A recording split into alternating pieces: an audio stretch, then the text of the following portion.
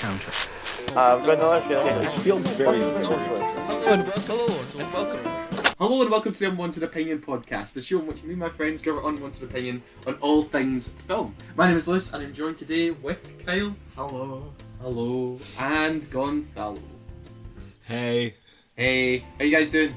I'm very well. Gonthalo seems to be a bit triggered there, but I don't it's know. freaked out on the screen here. Doing good. I don't know why. No, you just made me laugh, Kyle, when you said fajitas out of the blue. That's just because that's what we're having for dinner. I was just hyping him up. Kyle's cooking me dinner tonight. It's I feel very. Oh, wow. I feel like a Well, that's spoiled guest two here. false statements. One, it's cooked, and two, it was my mother.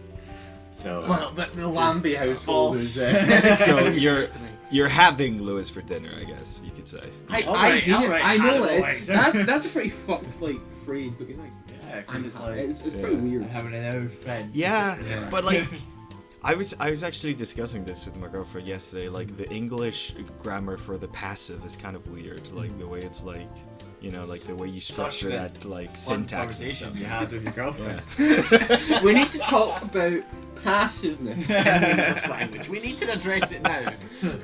Honestly, though, when she's having trouble sleeping, I generally just talk to her about these things that I find interesting, and she passes the fuck out. No, if you, I But anyway, Yeah. So what are we talking about today? Yes, thank you, Gonthalo. Good segue. Thanks. Yeah. On today's episode, because I keep my promises all the time, on this week's episode, we are discussing Martin Scorsese. We're going to give a rundown of a couple of our favourites of his features because Killers of the Flower Moon releases this Friday. So in order to celebrate that release, we're going to talk about Martin Scorsese, the cinema master, the guy that has actually become a meme, and actually, depressingly so, some people actually only know him from the This Is Cinema meme. Genuinely, I remember there was an interview, obviously he's doing all the junkets for Killers of the Flower Moon, and in the comments someone went, wait, is that the This Is Cinema guy? And I'm like, I can't tell if that was a joke. It's like when they put Thanos in Fortnite, and everybody's like, "Oh, it's the villain from Fortnite." Yeah. Imagine putting Martin Scorsese in Fortnite, and it's all the kids going, "That's that meme guy from Fortnite." That's the meme guy. I wouldn't actually be surprised if Martin Scorsese in Fortnite. I mean, honestly, at that point, like, being recognized by the new generation at all should be an achievement. I'll take it. Let's get into Martin Scorsese. I mean, look, I have a big love for the man. I mean, I've written about him. I did a whole dissertation on the guy, and he's done for what? Sorry. Yeah. Oh no, I was gonna say, I've watched probably more hours of just interviews with Martin Scorsese and listening to him talk about cinema than I've actually watched movies that he's directed. That's good. But yeah, look, what he's done for new talent, up-and-coming filmmakers, restoration, foreign cinema. He's a man who truly loves film and loves all kinds of films from all different creeds and cultures and upcoming filmmakers. I know it's true. I know.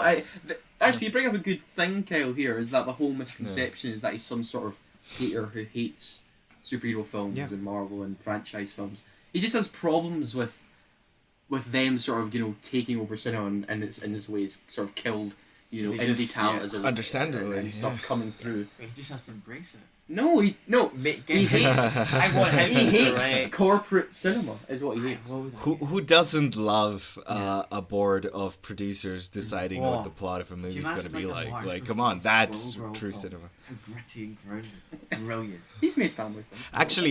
Actually, I would give Martin Scorsese any superhero IP and see what he does with it. It would probably be very interesting. And I mean, he obviously was I doubt originally he would take tapped to direct Joker, and then he decided he'd just produce it because he just couldn't. Well, he's already done it, hasn't he? He's already done it, exactly. Twice.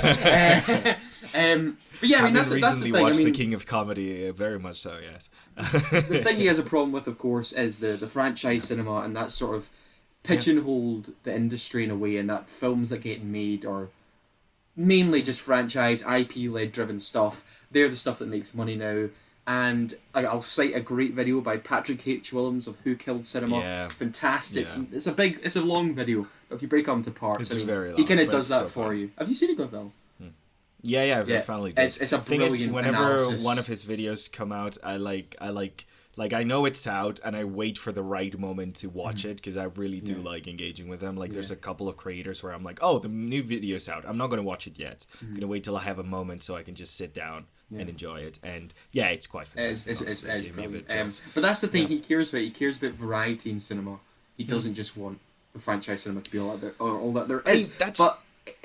Yeah, anyway. but that's the thing, though. Yeah, cinema's about, like, art and expression, and when you take that away, and when it becomes about, making money exclusively toys or and appealing merchandise. to as many people as possible, then something is lost, Yeah, and absolutely. we, as fans, especially if you are a fan of superhero movies, you should ask for better, because you deserve better. Yeah.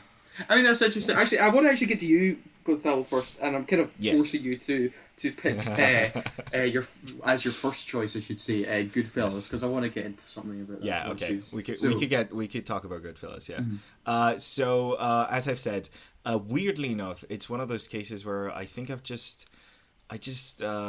don't think, like, because I've watched a lot of classic movies when I was a kid, because my dad liked those classic movies, and my dad really does like Martin Scorsese, and he's like, I've sat down with him to watch like documentary after documentary of this man talking about film and how much he loves film and his journey to become a director and everything and so on and so forth. But I haven't really had the chance to like watch a lot of his movies. And it wasn't until you gave me this assignment that I actually like rushed to watch a couple just so I could have some. Yeah, I was like, oh shit! Turns out I haven't actually watched that many. I think the most major one I had watched of him as like up to this point was friggin' Hugo. You know, and it's not a bad film, honestly. It's not fantastic. It's good family It's pretty film. decent.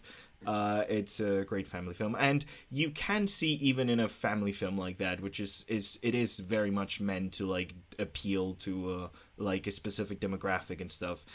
You can see even in a film like that, the film is basically about the love and wonder about cinema and the kind of like origins of film themselves and like how magical and mystical they are and how like they create joy and stuff. Like even in a film like that, you can see that Martin Scorsese really gives a fuck about this kind of thing. And yeah, no, I recently watched Goodfellas, had a lot of fun with it.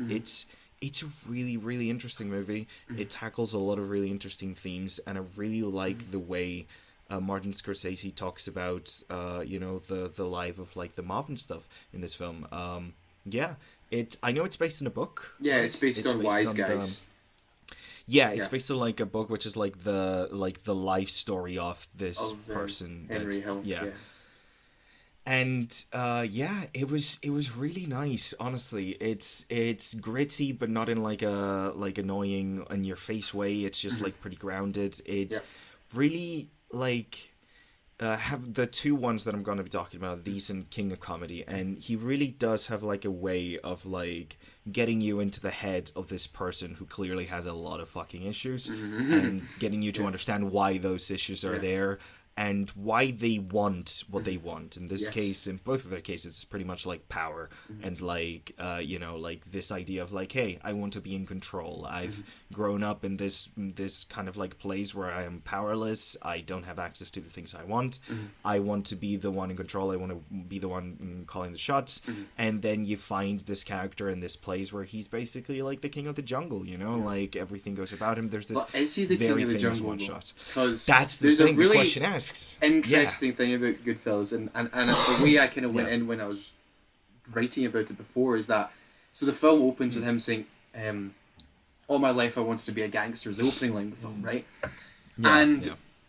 He can never truly become a gangster in the sense because he literally isn't what they call a made man. He's not an Italian, like he doesn't, an Italian-born immigrant who arrived in the States and then working their way up through the mob. He can never be that. He just doesn't have it in his literal blood, Sicilian blood. He literally doesn't have it, and therefore he can never be the top of the gang.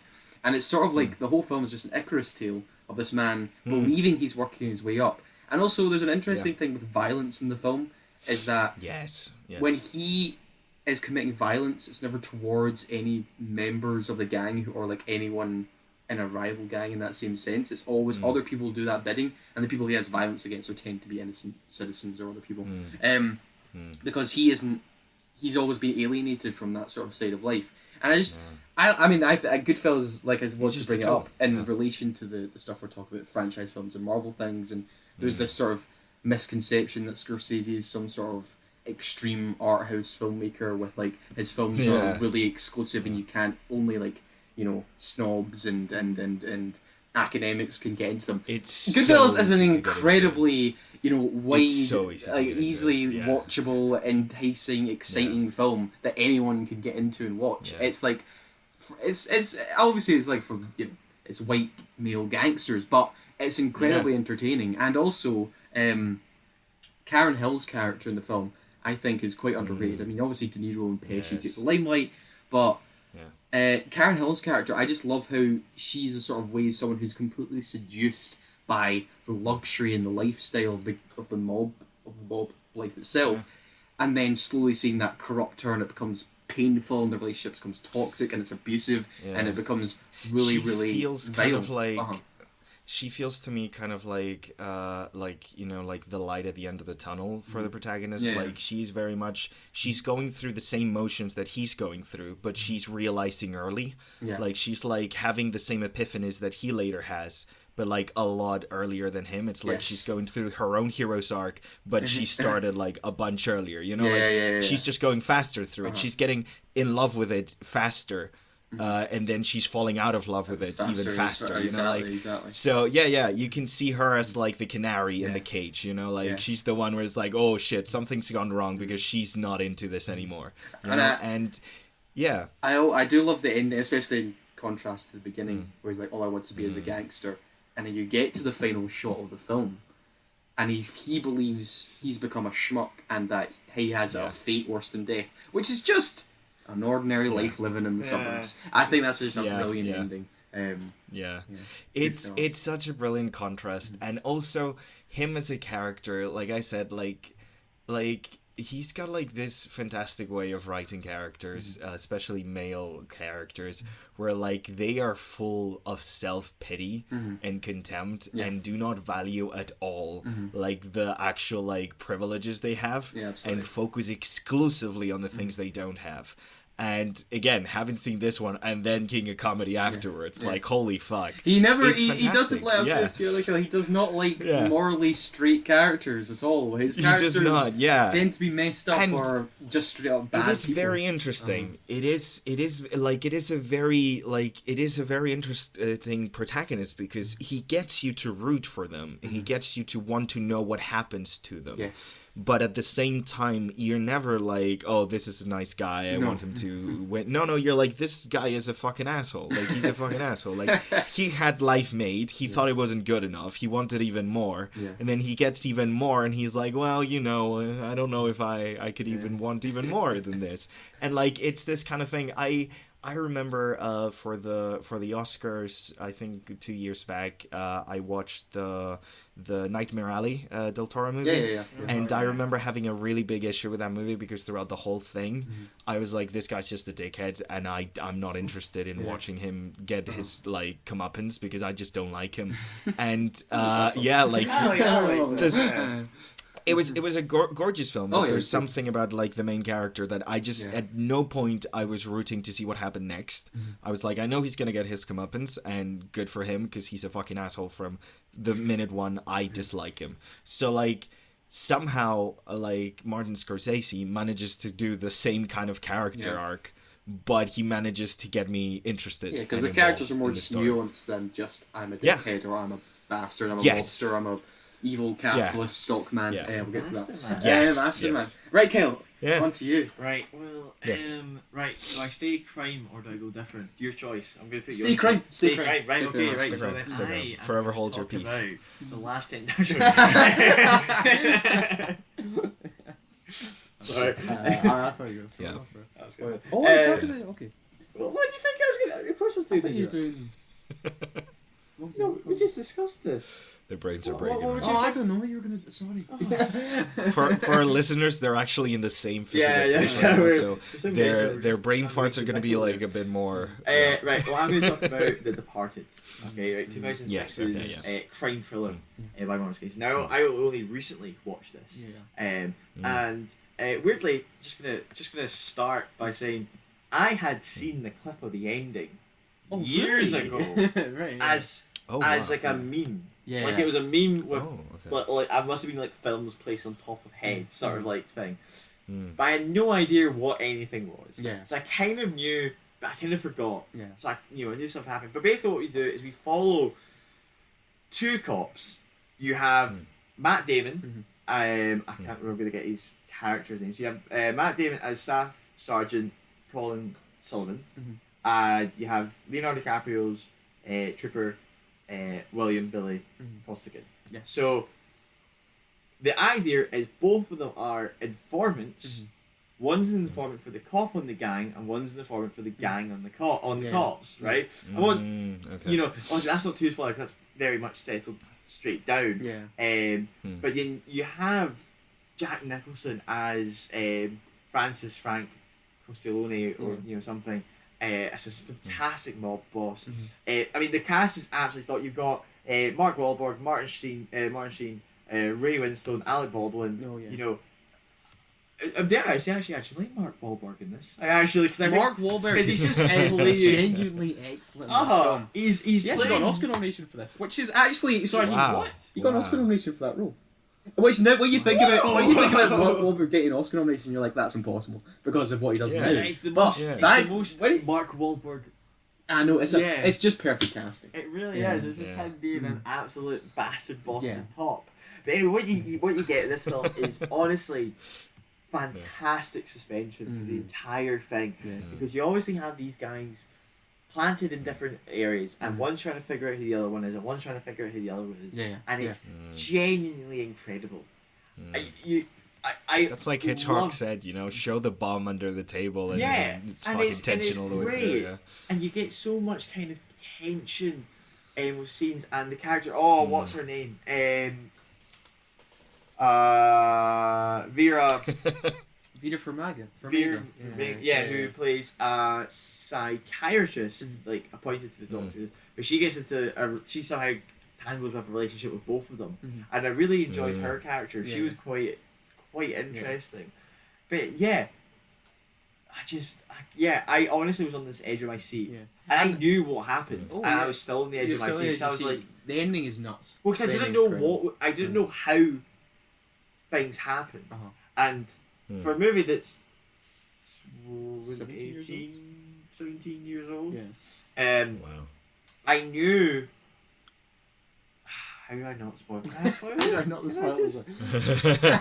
I haven't seen it, so you're spoiling it to me. You bastard! Right, sorry. Well, I'll explain it to Liz. I mean, if the fact that you knew the ending already, I knew the apartment opening scene. Right. Okay. The elevator opening scene, I didn't know. So that genuinely was quite. So you knew the first part of the ending, but not the second part. Of the ending. I didn't actually know the first part. Okay, you know the second, and the first part. Okay. And then when that bit happened, my girlfriend yelled the person's name because she was in genuine shock. I obviously wouldn't say it because it spoils the whole thing. Well, we'll talk about Jack Nicholson for a second as well. Oh my god, he's so good. Jack Nicholson is one of the greatest actors who ever lived, in my opinion, and he's still alive. I don't know what he's he's dead. I mean, he's pretty. Rest in peace, John. And him playing a crazy psychopath is always. When's he done that? When's he done that? Exactly. So he plays violence, like specifically, like he plays misogynist violence so fucking well. It's like so fucking well. He does in that. Yeah, is it the one with the foot? It's so the introduction scene, and he gets out the severed foot.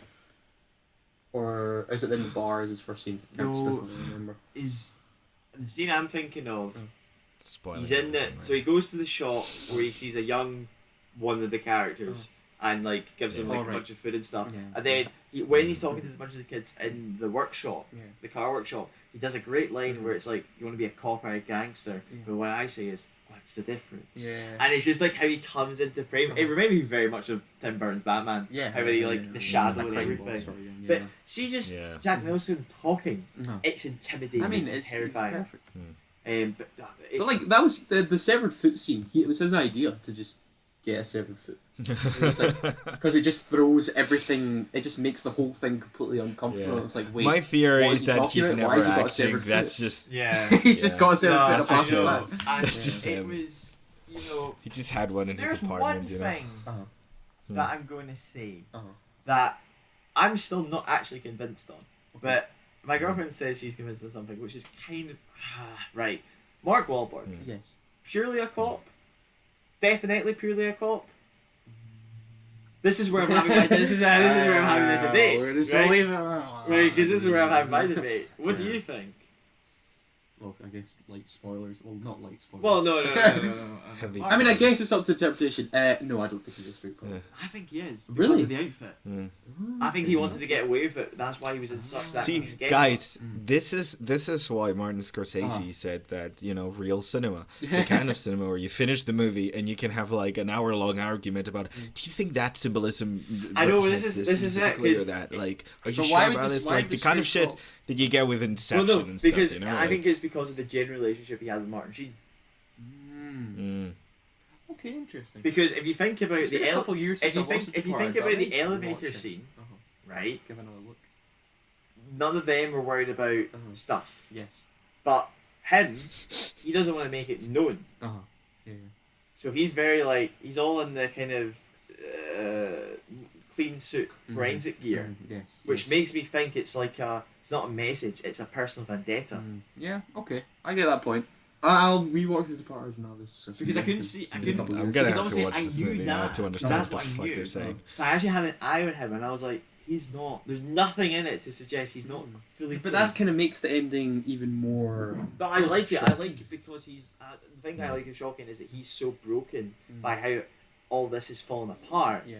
and that he found out because somebody sent a letter containing something to somebody that then sent it to him. As well as I can keep that. if he followed that, amazing. But if not, we'll have that conversation. Anyway, we'll later. move on. We'll finish this crime trifecta off. It's almost like any of our To second choices anyone, really deal with yeah, crime to anyone classic who has watched The Departed, please let me know in the comments if anything that they're saying makes any sense in the slightest. Yeah. I am, of course, going because I will do my second favourite Scorsese film in a minute. Yes. I'm going The Wolf of Wall Street, which is my third favourite Scorsese film on my big ass list. Look, I mean, it's his most financially successful film. It's now become The irony. Yeah, I know. It's become memed across. The guy, I mean, I the guy, see it the memed every film day. is. I- a- I- using I meme it to you. Quite Oh, a bit. I've seen Yeah. it. It's so I've good. seen it so much. So many. It's clips also- from that film. It's also a very strong representative on the list of films that people who are being criticized don't understand that the film is criticized. I was literally about to get on that. Look, because it's literally a yeah. film adorned by hustlers.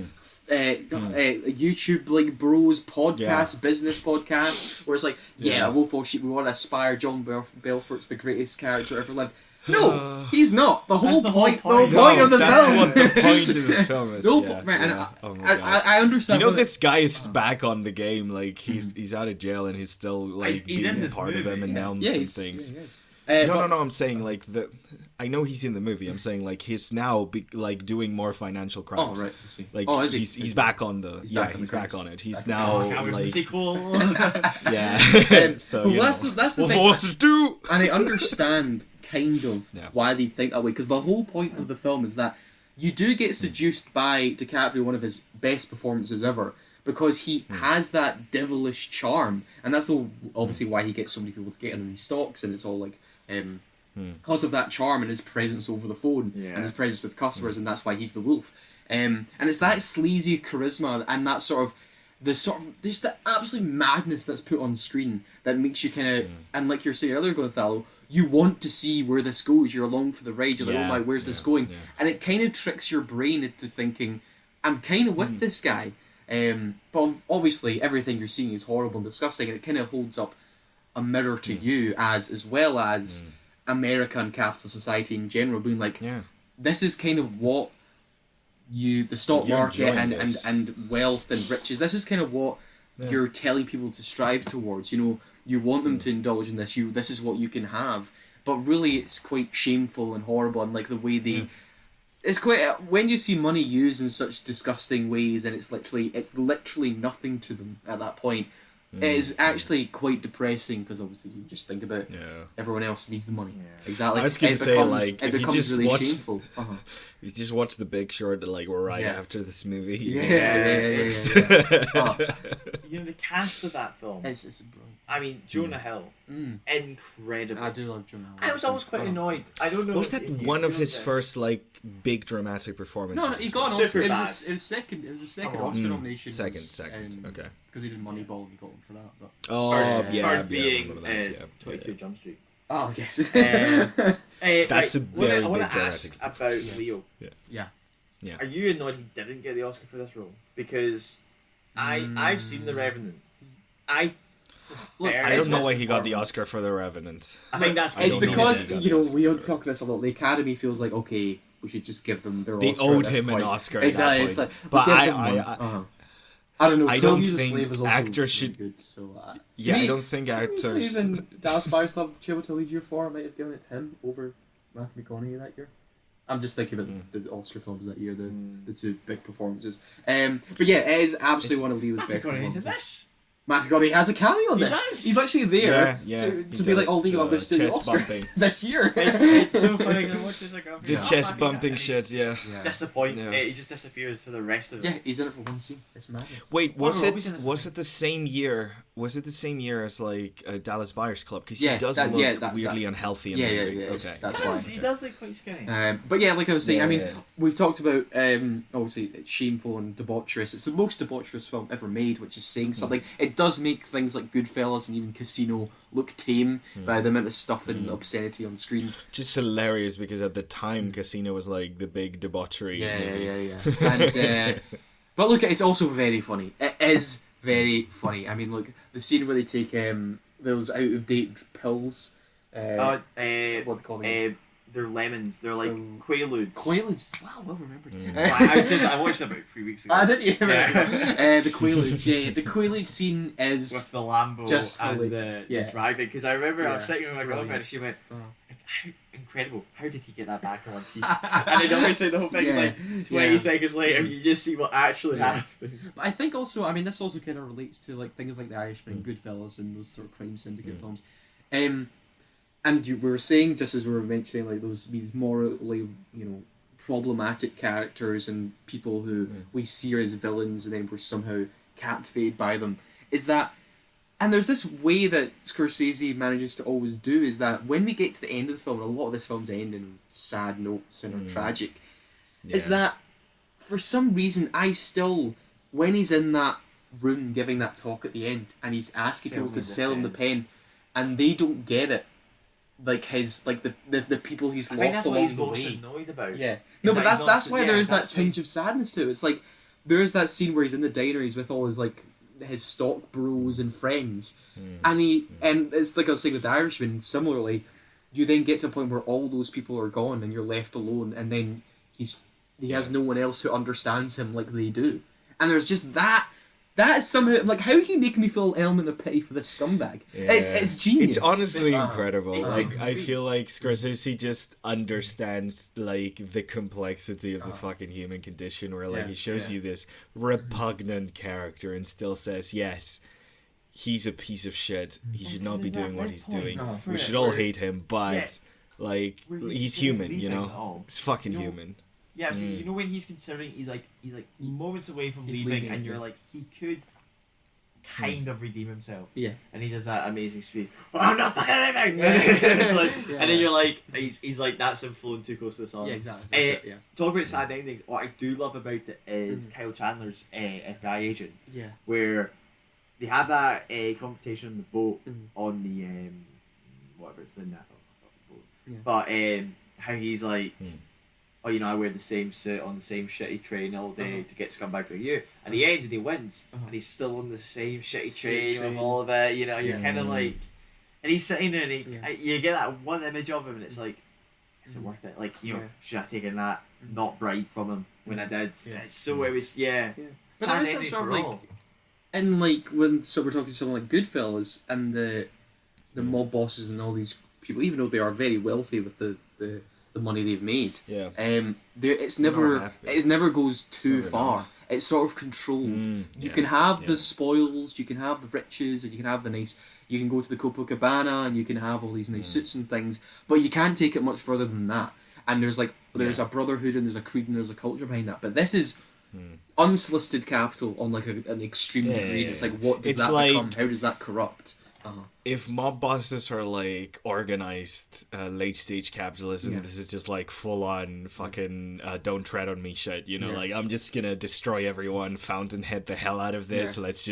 I'm gonna go in the top and not gonna give any handouts. If you die along the way, that's on you, man. It's that kind of idea. This is what I mean. In films like Wolf of Wall Street, once again, if there's people online who are bitter for Scorsese for criticising franchises, this is a very accessible film. This is incredibly entertaining throughout the entire thing. I think it's just a case of like, you know, like these are franchises that clearly mean a lot to people, and any sort of criticism always comes in as a sour pill, specifically if someone says, hey, that thing that made you cry or emotional, make you feel feelings, it's not real, or it's not this category, like people are going to react badly to that. True. And like, it's understandable that people didn't like the Scorsese's criticism of the MCU, but I also have to agree with Scorsese. Like, there is very much a difference between telling a story because you want to impart a feeling, because you want to talk about a specific topic, rather than, hey, we're going to create these characters, they're going to be as likable as possible, as sellable as possible, and we're not going to kill any of them really finally, because, you know, like, I mean, we want to make more movies, and when we kill them, then we got to bring someone else back to fill their spot, because, you know, like, really it's that whole...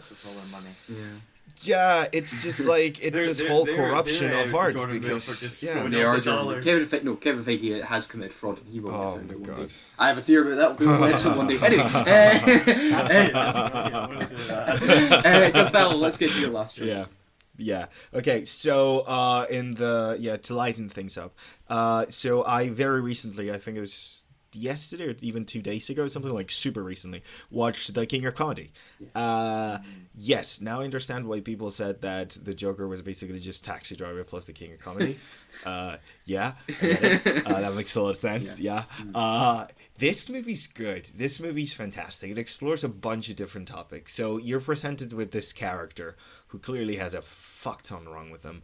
And it explores the whole idea of like it's actually like surprisingly current. Yes, it is. With parasocial relationships. Yes, exactly. The way it explores parasocial relationships, it's fucking fantastic. The way it like both criticizes the protagonist like so much, but also criticizes the fuck out of the industry that the protagonist is trying to get into, because not to spoil the ending, but like at the ending, basically like it just like it's like a whole thing about like it's also one of those where you're not sure if the ending is real. Exactly. We'll talk about that in a second. Which is fantastic. We'll talk about that. But it's one of those things where like the ending itself, being real or not, fits in with reality, and you could very much see it happening, which is a great critique of how we like, you know, like make these spectacles out of things and turn them into like sellable shit. Like, oh, this thing happened, let's sell it. Like all these crime podcasts where they take a horrendous murder and make like a fucking whole thing out of it. Everything with like, even we saw this with like the fucking divorce trial thing with like Johnny Depp and Amber Heard. It became this whole thing that everyone's creating content about this real life horror story, you know? Like it's this commodification and like, you know, selling of like the shit that actually like affects people and stuff. This movie is fantastic. It really does explore this kind of thing in a really good way.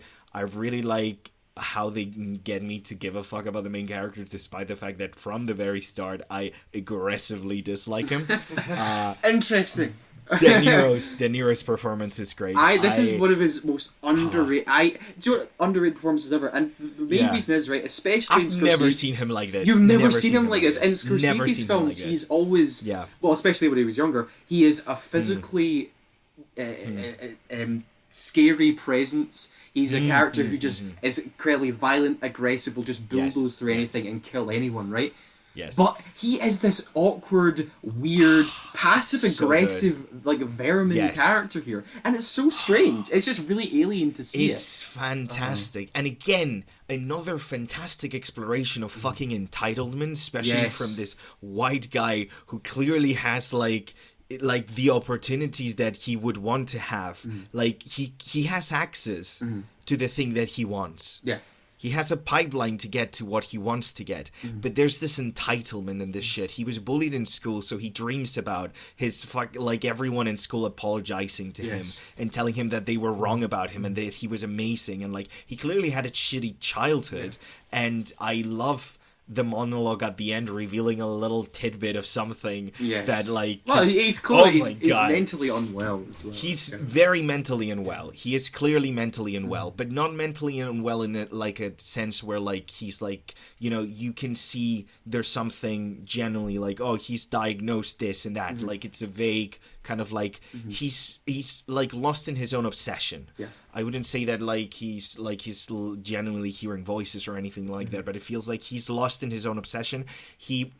I don't know if he generally can tell reality from fiction or he doesn't want to. And that's what makes his character very compelling. No, but I mean, obviously the film has I love the like, you see scenes from reality and then we jump into his delusion and then we jump through reality and his delusion, and the delusion they are really, because obviously some of them are quite funny, just him imagining himself in this position of power and having this sort of control over people in certain scenes. And it always is that. What I love is the scene where they go to Jerry's house, and at first you think this is one thing, and then it turns out to be the other.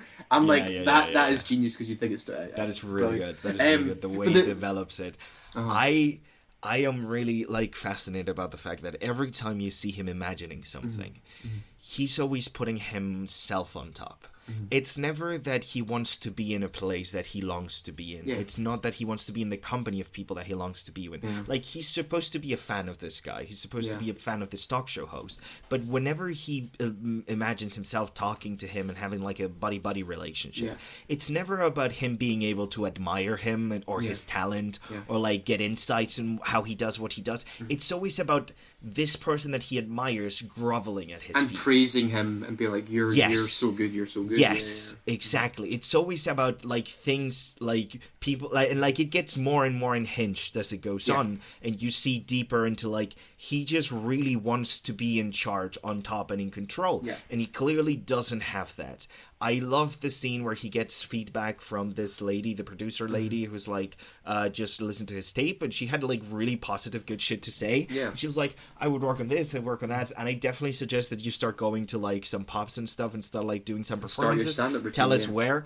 Yes, tell us where, and we'll go watch you and see if we can get you on the show. Yeah.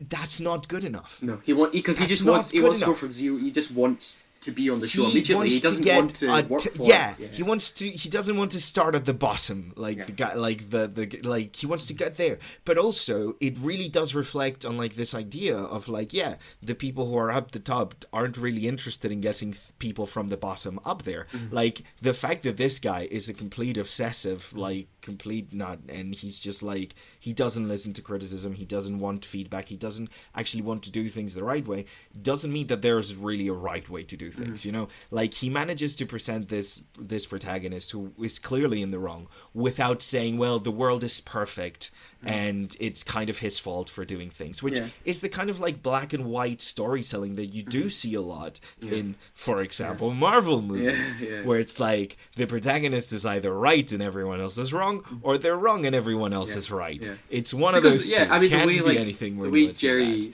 I mean, at the very beginning of the film, Rupert does Jerry a favour, and obviously Rupert asks for too much, but, like, Jerry could have thrown him, like, a bone.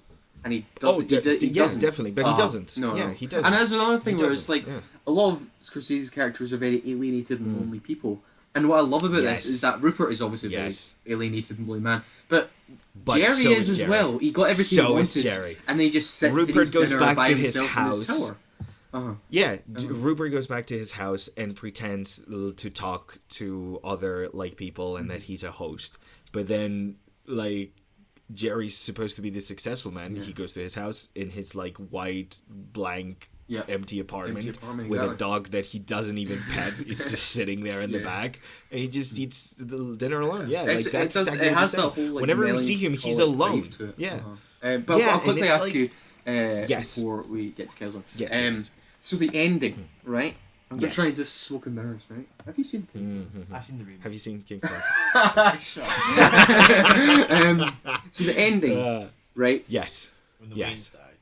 Tell me what you think it is. Do you think is it? First of all, I do want to say the thing right before the ending montage. Yes. Really genius. The thing that he wanted to do is prove that.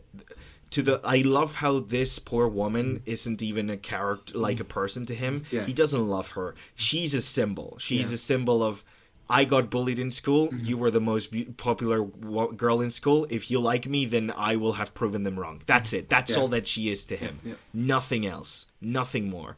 I want to be the better than you now, so you can.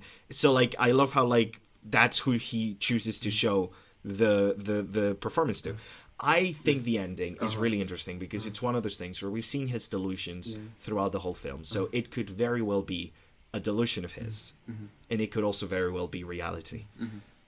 But you don't, because I have my own theory about it. But yeah, because you have your own theory. Okay, yeah, I'm not sure which one of them it is. Okay, interesting. I'm not sure, and I don't think it matters. But I am more than open to arguing about semantics because that's fun. That's fucking because fun. Of what I think empowers the message of the film. I think it's one way. Sort of like the Deckard a replicant thing. I think he is... Okay, I know what you mean. It's not a replicant, actually, because I think that empowers the message of that story. Even though, for some reason, Ridley Scott disagrees with that, even though the writers and Harrison Ford... Hold on, anyway, side note. Anyway, Kyle, let's get to you. Ridley's a weird man. And I got really confused when you said he's a replicant. I went, what the fuck am I? You know King of Comedy, I was so confused there. Right. Right. Passion, Andrew. Yes. Last Temptation. Last Temptation of Christ. I have made that mistake so many times. Well, it's interesting. I'm going to quickly mention the fact of how he got to make this film. Yeah. That kind of covers another film. Very curious about this film. Yeah. Yes. So basically, Martin Scorsese really wanted to make this film based off of the same novel, written by something. Nikos Let me see it. Do you want to try that? Wow. Yeah. Nikos Kazantzakis. That's probably still shit. It's better than mine. I think I got the yeah. I will say. Yeah. I can't remember. I think originally he was going to make it in '83 with Paramount, and that fell through. It fell through because of the King of Comedy bombing. Really? Yeah. Yeah, the King of Comedy. You don't see this the big TikTok meme where his daughter does a bunch of modern. I don't look at his TikTok. No, it's on Twitter. Anyway, basically he has this whole kind of little tirade briefly about King of Comedy because on New Year's Eve he was getting dressed up. And it was Entertainment Tonight, came on TV, and it's like, and now the bomb of the year, and the unveil, and it's a poster of his film, The King of Comedy, as he was getting ready to go to a party. Good film. And then he's still really bitter about it, and it's genuinely still one of his greatest films. Oh yeah. He must be. But I looked into it, right? The British, I know we're going back to The King of Comedy. I'm sorry. The British really loved The King of Comedy. Like it won a bunch of BAFTAs. But America just weren't behind it, and I understand why. Given the time period, I very much understand why. It did almost kill his career during the King of Comedy. You have to go back and do much lower budget films because of it. Anyway, back to me. So Paramount didn't do it, and then Universal eventually agreed, but went, you have to direct this film and After Hours, which is why he directed After Hours. He did After Hours, which is interesting comedy, which I like. I really liked After Hours. It's one of my top 10 for sure. Big dark comedy. Yeah. It follows the life of Jesus of Nazareth, of Jesus Christ, played by the amazing Willem Dafoe, who I love Willem Dafoe so much in this role. If anyone loves Willem Dafoe and has always seen him on I don't know, Aquaman and Green Goblin, Secret Last Temptation of Christ, seriously. I forgot he was in Aquaman. And the Lighthouse. And the Lighthouse. I forgot he was in fucking Aquaman. Yeah. Oh anyway, god. And it follows the life of Jesus, but it really kind of focuses on the human aspects and his temptations. It's temptations, yeah. If you will. And it kind of follows through them. And, Smoking kills kids. this is... Oh my God. What? What did he just What did you just say? Smoking kills kids. Kisses temptations. It was a I joke. thought you suggested I know, I Jesus was like, killed Jesus kids. loves killing kids. I was like, what? That's what I heard. What is the statement he's making here? But It anyway, was a yeah, joke, so guys. Smoking does kill, though. of lust with Mary, Mary Magdalene.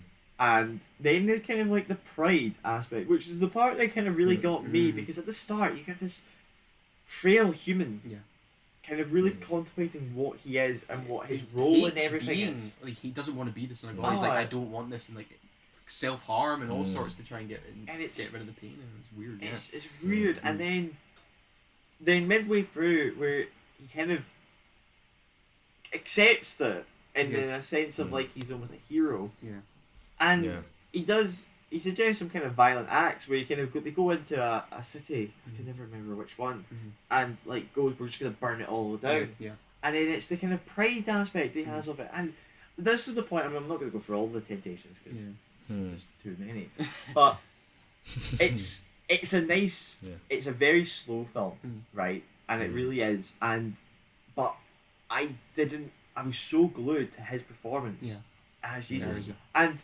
then what came, which I didn't know, and this is the twist. This is what you were saying. There is a big twist, right? in the film. Because I was a bit confused because you were like, wait until you get to the third act, and I was like looking, and I was like, we're gonna enter the third act. I'm like, and he's on the cross, and I'm like, where is this going? I've done my high school religious studies. I know what happens here, and basically, he's then presented with a guardian angel, and he then comes off the cross, and a very kind of like time still going on, but frozen moment, which I kind of found quite cool. Quicksilver. I also want to point out this is all filmed in Morocco, and that's brilliant because I thought that was just it looks great. It made it brilliant just filming it on set. And then Jesus Ben lives his life. He marries Mary. They Have kids, they have kids. They do the deed, and then it's this whole thing about. Because it's kind of confusing me where I was like, is this a vision? Is this it's very... when I first saw it, I was like, wait. Because like you, I was like, this is part of the story. Yeah. His disciples is it like everything that he's giving up? Like, yes, is he's it supposed giving to up be like, the role, this is everything that you're giving up, kind of thing? Then it is also confusing because everybody thinks he died. Yes. Because he confronts he talks to one preacher. And he's like, oh, I'm that son of God that died. He's like, how dare you, and all that. And all the fools like, it's me. And it's as like, if he got the chance to not be himself and actually live a human life. Do you know what it really reminded me of? Yeah. Which is a terrible reference, was the only one in my head. It's almost like he does life in a speed-proof thing. Do you remember that episode of Rick and Morty where they play that stupid video game? Yes. That's like that's what it reminded me of. Yeah. I know that's a okay. reference. I thought you were going to talk about that episode of Justice League cartoon where Superman gets a bug on him and we get to see his life on Krypton if everything had gone okay and he wasn't Superman. What like he dreams of just having a normal life and everything that he's giving up every day to save the world. I'm just saying. It was just how quickly it went through and he kind of pops out of it at the end. It reminded me of Rick and Morty, and I apologise, Martin Scorsese, for referring to any of your work. Well, I guess that Rick and Morty came afterwards, so if anything, you know. And then he gets to the end of his life, and his disciples come back, and then he has this moment of realization that he fell into the temptation, and it was wrong, and it was discovered that little guardian angel girl was a snake, or a bit of fire, or a lion, which is Satan. And then I think I joked to text you. Don't know. I was just watching it, and then he's like, earlier on in the film, he has this confrontation with Satan in the sand, in the desert, which I thought was really great because, like everything, I love a villain hero conversation rather than a fight. I think that's brilliant. Yes, and at one point, he appears as a lion, and I was just like, Aslan. I am confused by your statement. But then I was like, wrong one. Because Aslan is Jesus. But yeah, and then at the end, the ending is so... Wait, is that because they did the 40 Days in the Desert thing where like he talks to the... Okay, yeah. And he has a wee conversation, we catch up. And the ending is so fucking good. Yeah. Because It's perfect. there's it literally ends with him begging God to put him back. He wants to be the Messiah. He wants to be the Son of God. Yeah. He comes on and he's happy about it. Yeah. And then obviously so good. that's it's Willem Dafoe's smile. and It's kind of and sinister. it's as well. apparently that frame acceptance, is just the last frame was accidental with the lighting. Yeah. Apparently they angled it wrong and then the light hit in Nice. and then Martin Scorsese went fucking golden. When I watched it I was like it's definitely not intentional what they did. Yeah. But it's the light, it's the smile, it's the realize, it's him and you know, I'm not a religious person, but it's him going like, I will die for these sins. Yeah. And he's happy with who he is at last. And that's the thing you were saying, Kel. That is why, for me, the Last Temptation of Christ, I almost made the same mistake. The Last Temptation of Christ is one of my favourite Scorsese's as well. It's because it's so bold. I know it's based off that book and Paul Schrader's script as well. Of just, well, Jesus is always perfect in every single story, forever always told. Yeah. It's like, what if he was a man, right? And what if we have him with foibles and flaws and conflicts and I don't want to be this man, I don't want to have this responsibility, and then I want to actually commit violence and hate, but for some reason I say love. And just that whole, like, I don't want the whole segment when he's talking to... And the Judas relationship is brilliant as well. That was very because good. Judas is not just one-dimensional either. Judas loves Jesus, and then you have this scene where Jesus asks him, you need to betray me, and he's like, I can't do it because I love you. Yeah. Oh, and I'm like, this is just adding so many more dimensions to this whole story. This is reminding me so much of the narrative. I don't know if you've actually seen it, of the really weird fucking musical they did a movie adaptation, the Jesus Christ Superstar. I've never seen. I don't know if you've seen the film. I've heard of it, adaptation, but I've not seen it. Well, it touches upon a lot of these things. Yeah, I remember, like, because I went to a Catholic school, and I remember, like, my parents saying, don't mention you've watched it, because they knew I would get in trouble if I talked about this movie a lot. Because it is that, like, in a lot of, like, different sides of Christianity, it's, like, seen as bad to see Jesus as anything other than God. It's, like, an argument that's been happening for, like, centuries and stuff. Like, it's like, no, he is the Son of God, but he is also God. And in some sects, he is just a man who is the Son of God. But, like, that is a very contentious topic. So the idea of humanizing him and exploring this kind of side of him. Because you've seen it and you might confirm this. What him not acknowledging his mother? Yes. Like, it was that. I was so confused there because obviously I was very confused of who was who in this because I didn't know what anybody looks like. It's not like it's like it's actually his pride part him coming in that he was only kind of believing himself as the Son of God and not as the Son. I would say I think so. Yeah, was that what it is? That's good.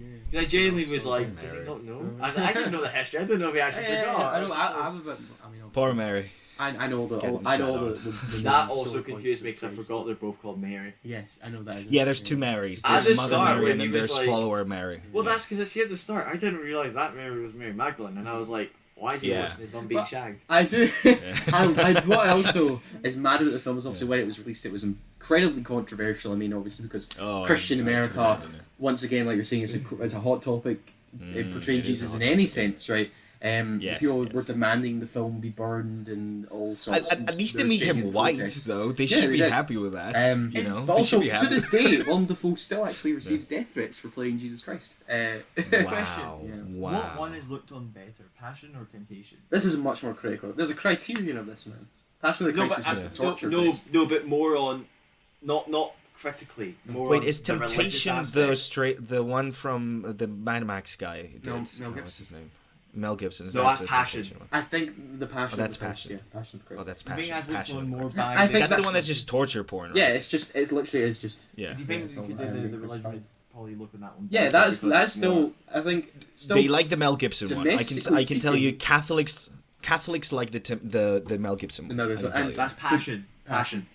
Yeah, Passion. Yeah, that's the one. Domestically speaking, The Passion of the Christ is still the highest rated R-rated movie of all time. Really? Yeah, not globally. That's Joker, but domestically. Oh, okay.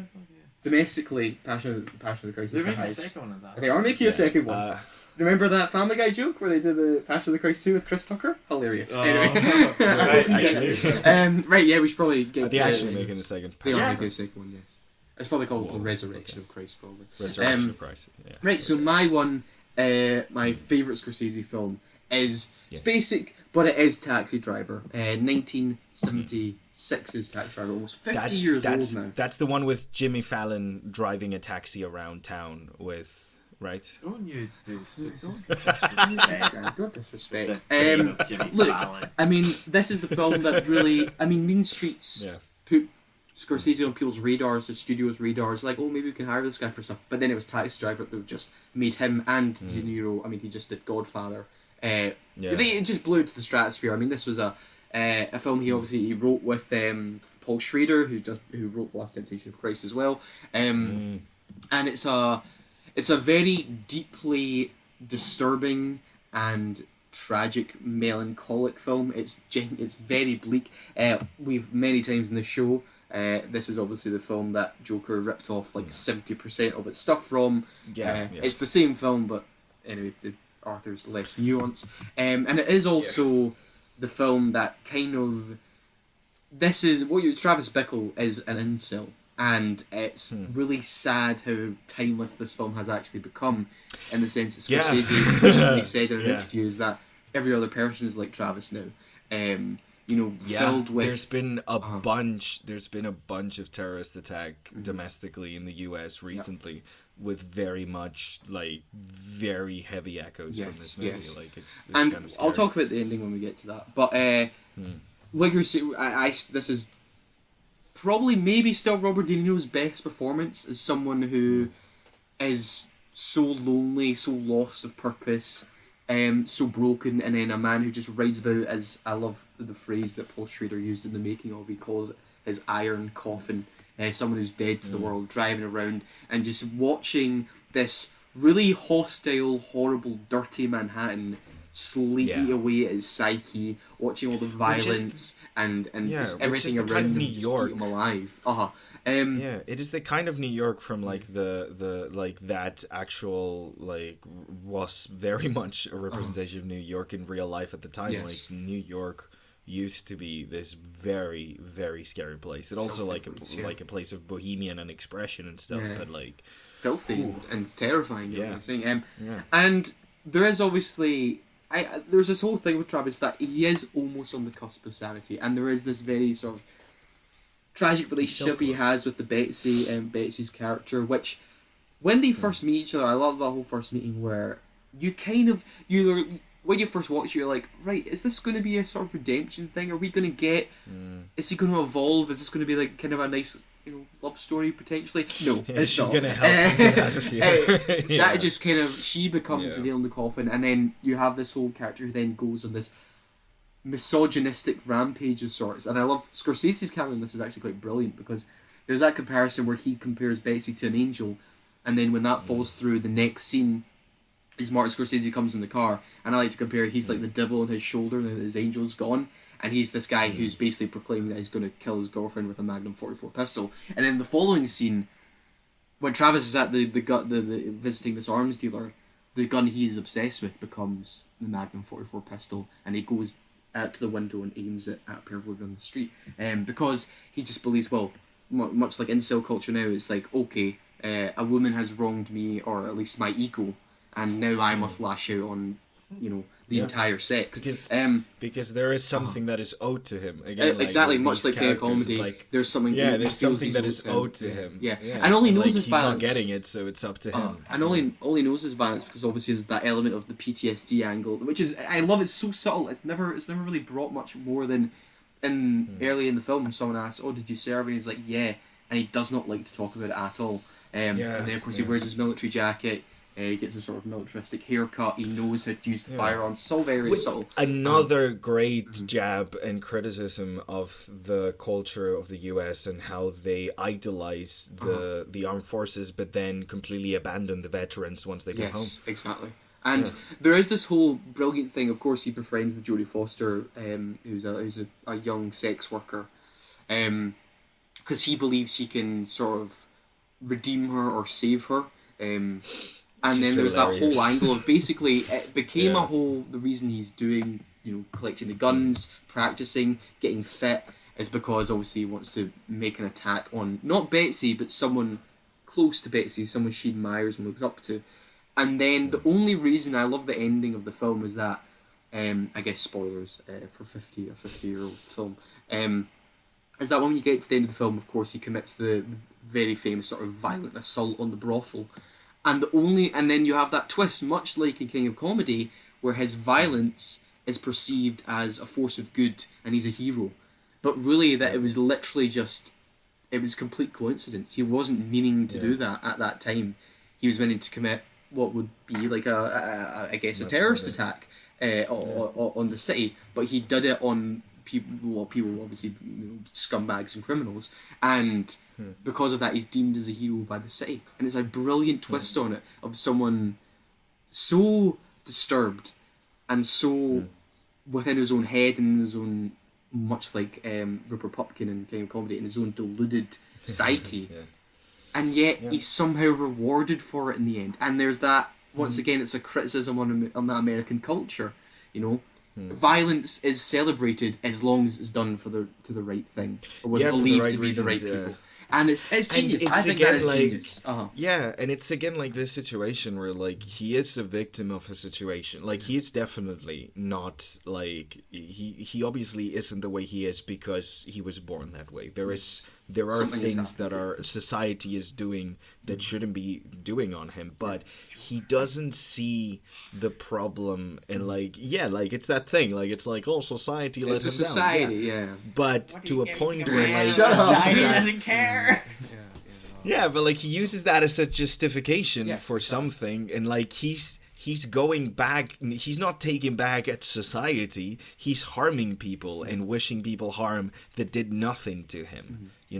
The way that, again, like this whole idea of he wants to rescue this prostitute. Yeah. I don't know, man. She could have almost rescued you. And also, like it feels like he's not the one who needs rescue anyone. He's the one that needs to be rescued. But again, like he's obviously served, and you have this kind of like idea of, hey, there's clearly like there's this man who has been taught his entire life that violence is the only way to express anything. Yeah. So what is he going to do when his hand is against the wall? He's going to become violent.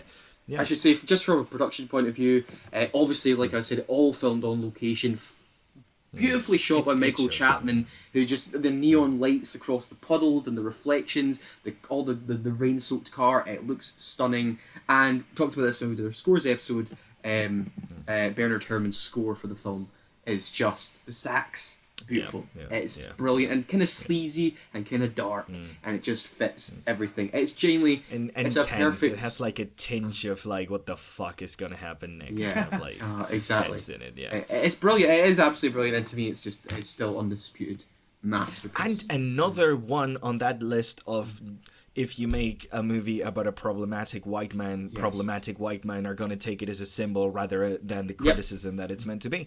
Yeah, you can put that on the wall. That's a very long... Joker kind of let Taxi Driver off the hook a bit, because now...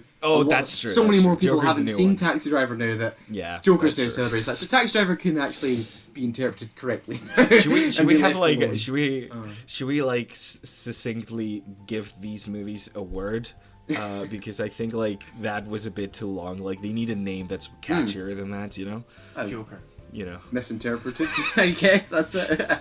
Society in quotations. Society, yes. But I guess those were all our 6 Scorsese picks. And so thank you, Gonzalo, for joining. I should watch more. Thank you, Gonzalo. Yeah, I really need to. But it's been an absolute pleasure. And thank you, Kevin. Oh, good. And of course, next week we will be doing a full review. Yes, a full review, spoiler-free and spoiler-filled review of the much anticipated Killers of the Flower Moon. So join us for that. But we just give our opinion on Taxi Driver, The King of Comedy, Goodfellas, Wolf of Wall Street, Last Temptation of Christ, and The Departed. But at the end of the day, those were our unwanted opinions. Thank you very much.